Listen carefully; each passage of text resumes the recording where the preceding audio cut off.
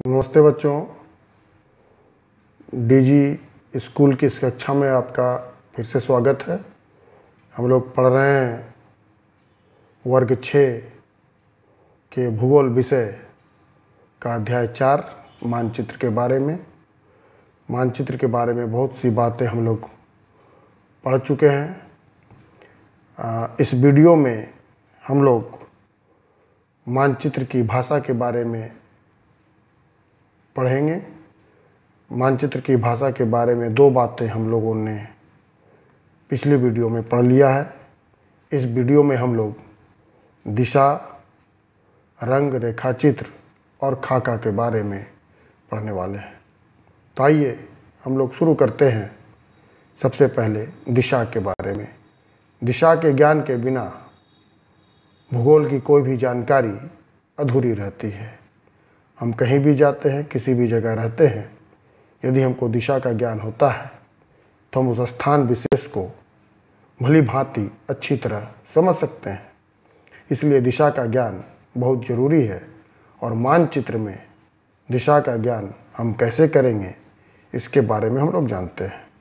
तो जब कभी भी आप मानचित्र देखते हैं, उस मानचित्र के दाहिनी तरफ एक तीर का निशान अंकित होता है, जिसके ऊपर U या N लिखा होता है, जिसका अर्थ होता है उत्तर दिशा। तो एक बार जब हमको उत्तर दिशा का ज्ञान हो जाता है, तो जैसा कि हम जानते हैं और आप लोगों को मालूम भी होगा कि मानचित्र में ऊपर की ओर की दिशा उत्तर होती है और नीचे की तरफ की दिशा दक्षिण होती है। दाईं ओर की दिशा पूर्व दिशा को दिखलाती है और बाईं ओर पश्चिम दिशा को बताता है। तो इस प्रकार की ये जो 4 दिशाएं होती हैं, उत्तर, दक्षिण, पूर्व और पश्चिम, ये चारों दिशाओं को हम लोग प्रधान दिशाएं या प्रधान दिग्बिंदु भी कहते हैं। और जैसा कि आप देख पा रहे हैं इस चित्र में, उत्तर, दक्षिण, पूर्व और पश्चिम, ये 4 दिशाएं, ऊपर की ओर उत्तर, नीचे की ओर दक्षिण, दाईं ओर पूर्व और बाईं ओर पश्चिम, इन चारों दिशाओं के बीच में 4 और दिशाएं अंकित होती हैं। उत्तर और पूर्व के बीच में जो दिशा है उसको उत्तर पूर्वी दिशा कहते हैं। दक्षिण और पूर्व के बीच में जो दिशा है उसको दक्षिण पूर्व दिशा कहते हैं। दक्षिण और पश्चिम के बीच में जो दिशा है उसको दक्षिण पश्चिम दिशा कहते हैं। और उत्तर और पश्चिम के बीच में जो दिशा है उसको हम लोग उत्तर पश्चिम दिशा कहते हैं। तो इस प्रकार 4 मुख्य दिग्बिंदु या मुख्य दिशाएं और 4 अन्य दिशाएं मानचित्र में हमको किसी भी स्थान का पता लगाने में मदद करती है। और ये दिशाओं का ज्ञान अगर हम किसी स्थान विशेष में जाएं और दिशा का पता करना चाहें, तो वहाँ पर दिशा का ज्ञान एक यंत्र के द्वारा, जिसको हम लोग दिक्सूचक यंत्र कहते हैं, ये यंत्र यहाँ पर दिखलाया गया है। ये दिक्सूचक यंत्र है। यह यंत्र भी हमेशा उत्तर दिशा को इंगित करता है और उसके बाद हम लोग अन्य चारों दिशाओं का पता लगा सकते हैं। इस प्रकार से मानचित्र में हम लोग दिशा की जानकारी प्राप्त कर सकते हैं। आइए अब हम जानते हैं कि मानचित्र की एक और अन्य भाषा, मुख्य भाषा है रंग। रंग के बारे में हम लोग जानकारी प्राप्त करते हैं। आप मानचित्र को देखे होंगे एटलस में, और अपनी पुस्तक में भी आपने मानचित्र देखा है और देख भी रहे हैं।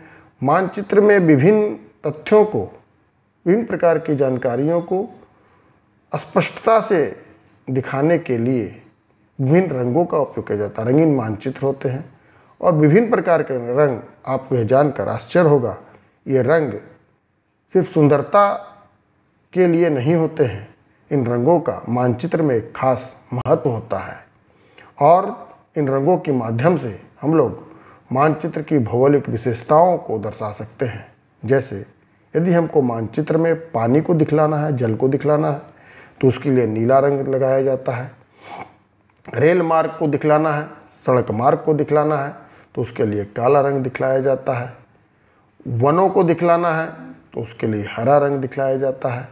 और कृषि के लिए पीला रंग का उपयोग किया जाता है। इसी प्रकार अन्य मानचित्रों में कई तरह के रंगों का उपयोग किया जाता है जो विभिन्न प्रकार की भौगोलिक विशेषताओं को दिखलाते हैं। आइए अब हम लोग जानते हैं रेखा चित्र किसे कहते हैं। रेखा चित्र किसी पैमाने पर आधारित न होकर याददाश्त और स्थानीय अवलोकन पर आधारित होता है। यदि हम लोग किसी दूसरे स्थान पर जाते हैं, अपने स्थान को छोड़कर किसी दूसरे शहर में जाते हैं और वहाँ पर किसी मित्र के घर या अपने कोई रिलेटिव संबंधी का घर हमको खोजना पड़ता है तो परेशानी का सामना करना पड़ सकता है। लेकिन यदि हमारे पास कोई रेखा चित्र होता है तो उस रेखा चित्र की मदद से हम लोग उस स्थान विशेष को बड़ी आसानी से खोज पाते हैं। ये रेखा चित्र वास्तव में पैमाने पर आधारित नहीं होता है, ये याददाश्त पर आधारित होता है और किसी स्थान विशेष के कुछ मुख्य स्थानों को दर्शाता हुआ बनाया जाता है। यदि हम किसी स्थान पर पहुंचना चाहते हैं और हमें उसके रास्ते की जानकारी नहीं है तो कागज़ पर उसका कच्चा नक्शा बनाया जाता है। इस कच्चे नक्शे को ही हम लोग रेखा चित्र कहते हैं। रेखा चित्र के माध्यम से किसी छोटे स्थान पर किसी विशेष जगह पर आसानी से पहुंचा जा सकता है। जैसे कि एक रेखा चित्र मैंने आप लोगों के लिए यहाँ पर बनाया है, आप लोग यहाँ देख पा रहे हैं। जैसे किसी शहर के बस अड्डे में आप लोग उतरते हैं और वहाँ से विद्यालय आपको पहुँचना है तो ये इस प्रकार का रेखा चित्र हम लोग बना सकते हैं।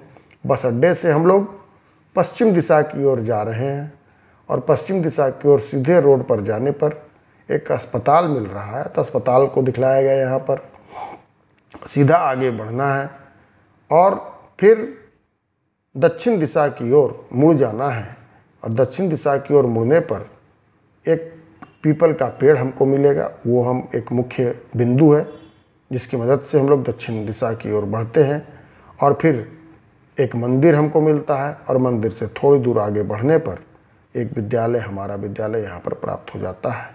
तो इस प्रकार अगर ये रेखा चित्र हमारे पास होगा तो बस अड्डे से विद्यालय तक जाने में हमको परेशानी का सामना नहीं करना पड़ता है। इसलिए रेखा चित्र भी एक मुख्य हथियार है, एक औजार है भूगोल पढ़ने वाले विद्यार्थियों के लिए।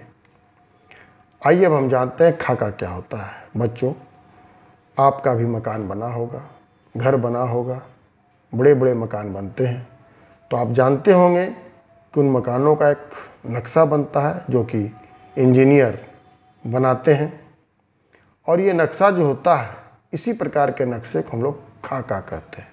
प्लान, अंग्रेजी में इसको प्लान कहते हैं और हिंदी में इसको खाका कहते हैं। तो खाका जो होता है एक छोटे क्षेत्र का बड़े पैमाने पर खींचा गया रेखा चित्र होता है या मानचित्र होता है। तो बहुत छोटे से क्षेत्र को, एक मकान को या 2 तल्ला या 3 तल्ला या एक बड़े मकान को दिखलाता है। और खाका चूँकि एक बड़े पैमाने पर बना होता है इसलिए इसमें हमको बहुत सारी जानकारियाँ उस छोटे से क्षेत्र के बारे में प्राप्त हो जाती है जो कि छोटे पैमाने वाले मानचित्र से हमको प्राप्त नहीं होती। जैसे किसी हम भवन का खाका, ये आपके सामने एक खाका खींचा हुआ है, एक छोटे से क्षेत्र का खाका यहाँ पर खींचा हुआ है। यहाँ पर आप देख सकते हैं, बड़े भली भांति देख सकते हैं कि कहाँ पर खेल का मैदान है, कहाँ पर डोभा है, कहाँ पर पंचायत भवन है, किस दिशा में बैंक है, किस दिशा में बाजार है। इस तरह से एक खाका छोटे क्षेत्र का गांव के खींचा हुआ है और इस पर एक नीचे में पैमाना भी लिखा हुआ है। तो पैमाने की मदद से हम 2 स्थानों के बीच की दूरी भी ज्ञात कर सकते हैं। दिशा का ज्ञान भी यहाँ पर हम लोग देखिए, यहाँ उत्तर दिशा नॉर्थ लिखा हुआ है, उत्तर दिशा का ज्ञान भी हम लोग यहाँ पर कर सकते हैं। और अगर भवन का खाका खींचा हुआ है तो भवन की लंबाई, चौड़ाई, ऊंचाई, भवन में कितने कमरे हैं, कमरों की लंबाई चौड़ाई, खिड़कियों की लंबाई चौड़ाई आदि सारी बातों की जानकारियाँ हमको खाके के माध्यम से प्राप्त हो जाती है। तो इस प्रकार खाका भी एक बहुत ही महत्वपूर्ण औजार के रूप में काम करता है। तो इस प्रकार से बच्चों, हमने इस वीडियो में मानचित्र की 2 भाषाएं, दिशा और रंग के बारे में जानकारी प्राप्त की। इसके अलावा रेखा चित्र और खाका के बारे में जानकारी हम लोगों ने प्राप्त कर ली। तो इस पाठ की सारी बातें अब हम लोग जान चुके हैं। अगले वीडियो में हम लोग पाठ के कुछ मुख्य प्रश्न और उत्तर की जानकारी प्राप्त करने वाले हैं। आप भी उस वीडियो को देखिएगा ज़रूर, ताकि सारे प्रश्नों का विस्तृत उत्तर के साथ हम आपको उसकी जानकारी देने वाले हैं। धन्यवाद।